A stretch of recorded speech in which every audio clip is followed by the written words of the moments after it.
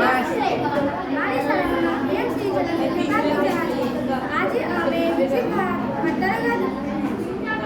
Idea રજૂ કરી રહ્યા છીએ જેનો વિષય છે પાણી.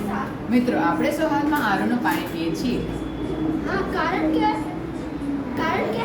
હવે શુદ્ધ પાણી પીવું હવે તો ગમતું જ નથી. પરંતુ તમે જાણો છો આપણા શરીર માટે કેટલાક ક્ષારો પણ જરૂરી છે. હા, આરોના પાણીમાં બિલકુલ ક્ષાર રહેતા નથી. પાણી શુદ્ધ દેશી રીતે શુદ્ધ કરવો જોઈએ. સાચી વાત. જો તમે આ જોઈ શકો છો, આ ફટકરી છે અને આ સાદું નળનું પાણી.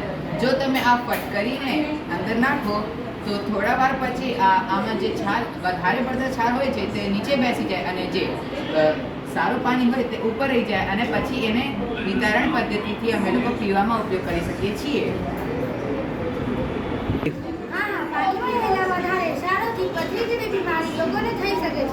હા, ફટકરીથી પાણીને શુદ્ધ કરીએ તો નુકસાનકારક ક્ષારો નાશ પામે અને જરૂરિયાત જેટલા ક્ષાર